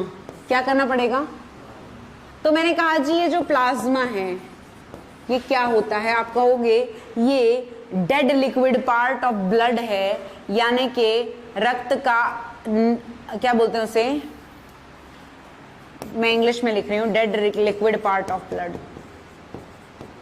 Dead liquid part of blood. क्योंकि अगर कोई चीज 100% है, क्या है, 100% है, तो मैंने कहा कि ब्लड जो में प्लाज्मा कितना होता है, 60%, और मैंने कहा कि 40% क्या होंगे, तो आप बोलोगे कार्पसल्स, यानी कि रुधिराणु। रुधिर मतलब ब्लड और अणु मतलब उसके सेल्स। इस कैटेगरी में मैं फर्दर बांट दूंगी 3 चीजों को, जो मैंने आपको अभी थोड़ी देर पहले बताया था, आरबीसी, डब्ल्यूबीसी और ब्लड प्लेटलेट्स। क्लियर हो रही है ये बात।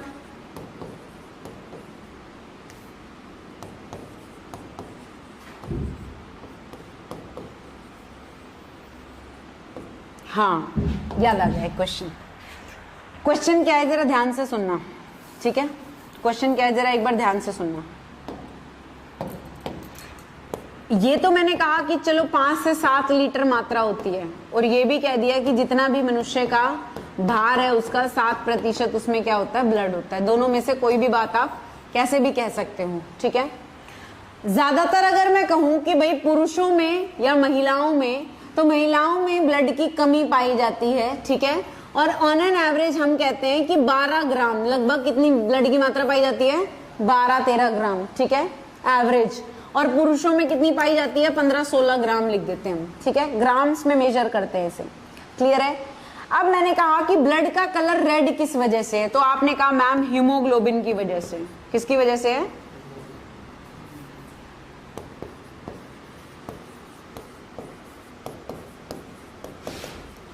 हीमोग्लोबिन में लौह तत्व क्या है और प्रोटीन तत्व क्या है, तो लौह तत्व है हिमेटिन, है ना, और ग्लोबिन क्या हो गया, समझ गए इस बात को। भाई रक्त का रंग लाल क्यों है? हेमोग्लोबिन की वजह से। हेमोग्लोबिन में लोह तत्व क्या है? आयरन क्या है? तो हेमेटिन। और ग्लोबिन क्या है? प्रोटीन तत्व है। समझ गए? ग्लोबिन क्या है? एक प्रोटीन है।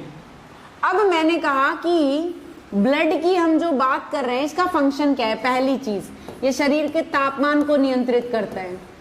It maintains the body temperature. तो नॉर्मल टेम्परेचर हमारी बॉडी का क्या है? 98.6 डिग्री फ़ारेनहाइट। भाई अगर आप उसे नॉर्मल पैमाने पे मान लो 98.6 फ़ारेनहाइट पैमाने पे हो गया और सेल्सियस में मापोगे तो क्या कहोगे? 37 डिग्री सेल्सियस। और मान लो मैंने कहा केल्विन पैमाने पे बताओ तो तुम इसमें 273 जोड़ दोगे और वो बन जाएगा 310 केल्विन। केल्विन के साथ कभी डिग्री नहीं लगाते। समझ गए? अब दूसरी चीज सुनो, शरीर के तापमान को नियंत्रित करता है मान लिया, क्या ब्लड और भी कोई काम करता है?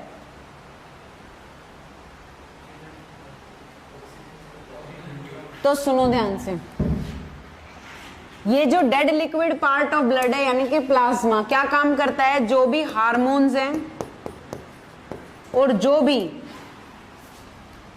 भी हार्मोन्स हैं या पचा हुआ भोजन है, हार्मोन्स या फिर पचा हुआ भोजन, डाइजेस्टेड फूड, पचा हुआ भोजन, डाइजेस्टेड फूड, इनको सप्लाई करने का काम करता है। किसको सप्लाई करता है?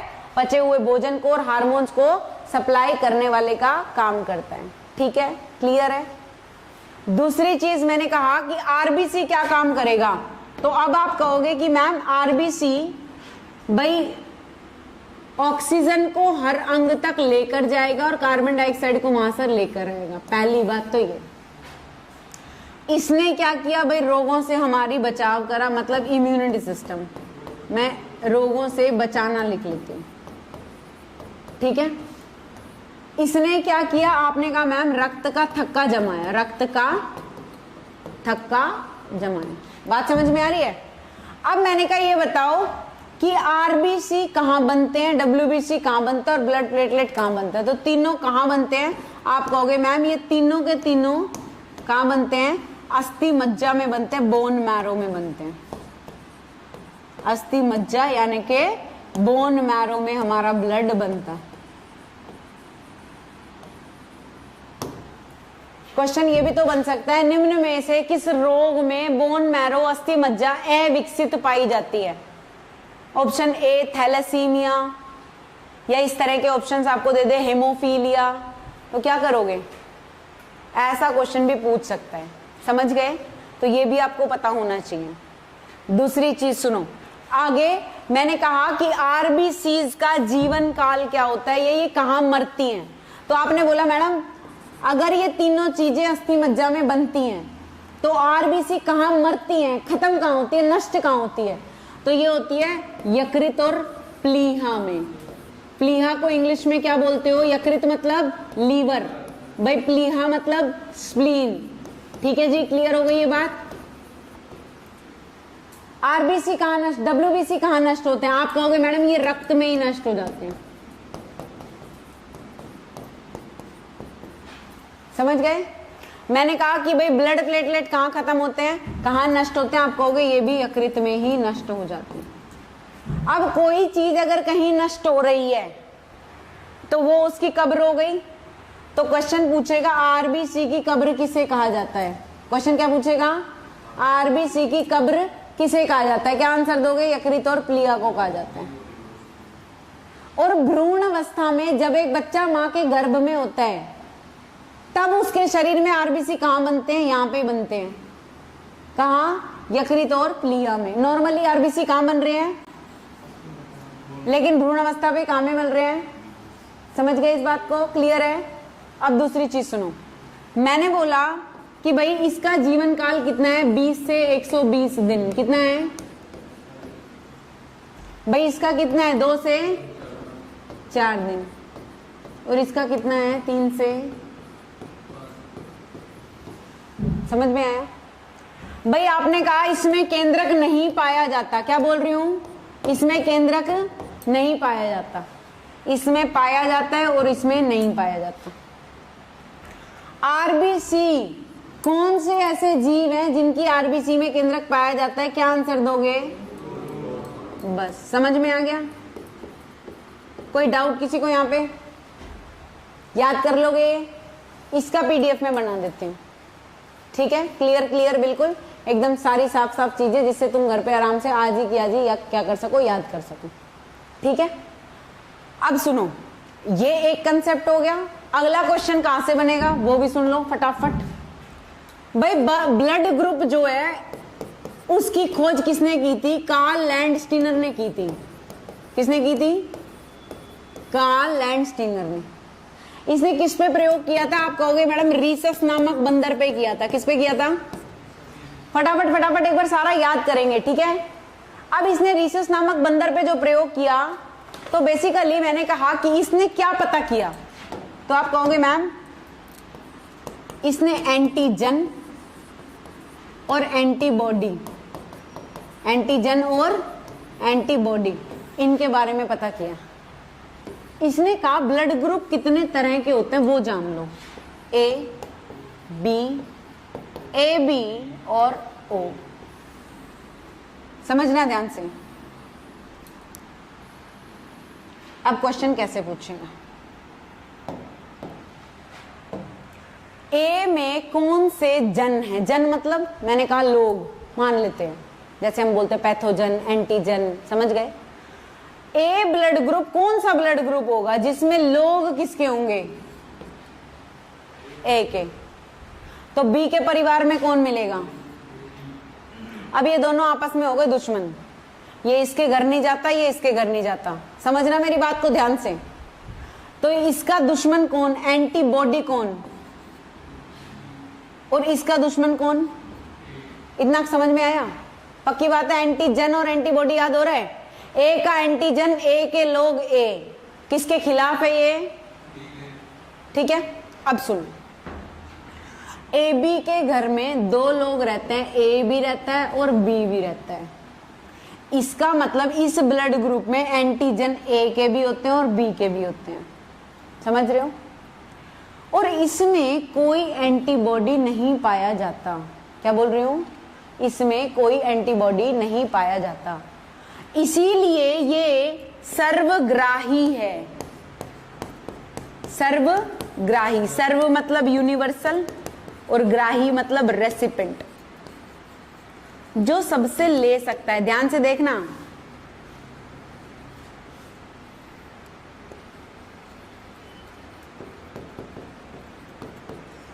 मैं अगर एग्जामिनर हूं तो मैं क्वेश्चन बनाऊंगी कि सर्वग्राही किसे कहते हैं? आप कहोगे ए बी को कहते हैं, लेकिन मैं क्वेश्चन क्या बनाऊंगी? ए बी ब्लड ग्रुप को सर्वग्राही क्यों कहा जाता है? उसमें एंटीबॉडी किसका पाया जाता है? ऑप्शन ए का, बी का, ए बी दोनों का, या किसी का नहीं? तो क्या कहोगे? किसी का नहीं। किसी का एंटीबॉडी नहीं पाया जाता, इसलिए ये सबसे ले सकता है। बात समझ में आ रही है? और दूसरी चीज सुनो, ये जो ओ है ये सर्वदाता है। क्या है? इसका मतलब इंग्लिश में आप इसे क्या कहोगे? Universal donor. क्या बोलोगे? यूनिवर्सल डोनर कहोगे। क्यों दे सकता है ये सबको? क्योंकि इसमें कोई एंटीजन नहीं होता। ये ए को भी दे सकता है, बी को भी और ए बी को भी। क्यों दे सकता है? क्योंकि इसके कोई अपने लोग नहीं है। ये जहां जाता है उसके साथ उसके जैसा हो जाता है। फर्क समझ में आया?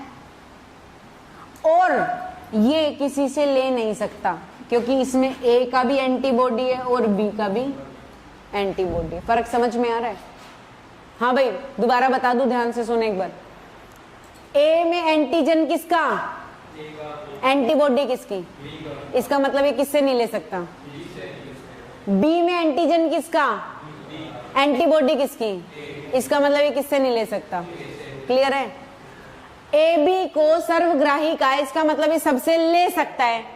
क्यों ले सकता है? क्योंकि इसके घर में कोई एंटीबॉडी नहीं है। समझ गए? ओ सबको दे सकता है, क्यों? क्योंकि इसमें कोई एंटीजन, लेकिन ये किसी से ले नहीं सकता। क्यों? क्योंकि इसमें एंटीबॉडी किसकी है? और देखो, अगर ये ओ को ए ब्लड ग्रुप देने आए, ओ को ए क्या करे? ब्लड देने आए, तो किसका एंटीजन साथ लाएगा, लेकिन इसके में तो एंटीबॉडी, तो ये मना कर देगा नहीं ले सकता। फिर बी बोलेगा नहीं लिया ना तेरा, जब मेरा लेगा देख, फिर ये आएगा, ये बोलेगा नहीं मैं तेरा भी नहीं ले सकता।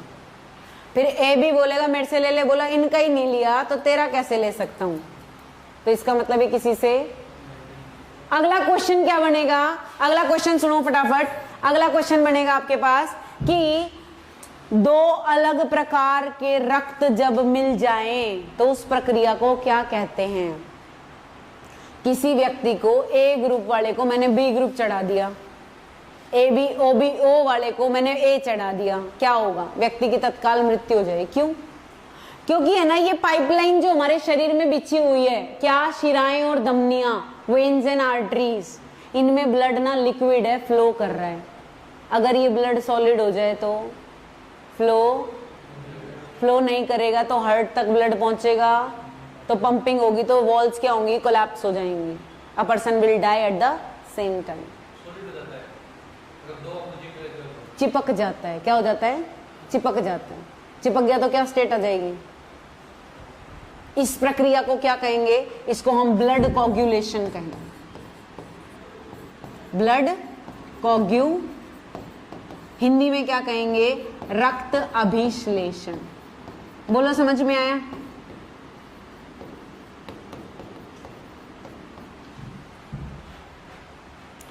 इसकी खोज किसने की थी, कार्ल लैंडस्टीनर ने की थी। ये यहाँ याद रखना, क्योंकि कई बार पूछ लेता है कि ब्लड ग्रुप की खोज किसने की।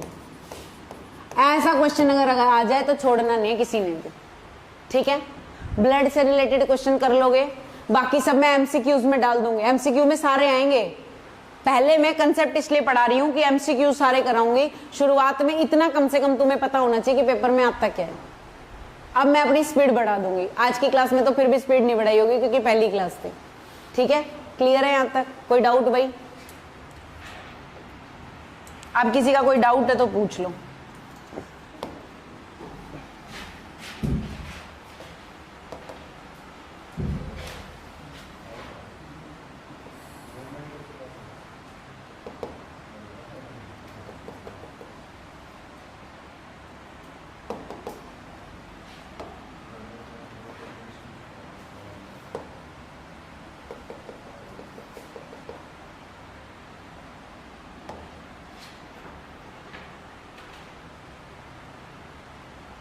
चलो अभी जितना पढ़ा है एक बार उसे रिवाइज कर लो, ठीक है। फिर मैं क्वेश्चंस की क्लास लगवाती हूँ, दूसरी क्लास लगवाती हूँ। 5 मिनट का ब्रेक ले लो, ठीक है।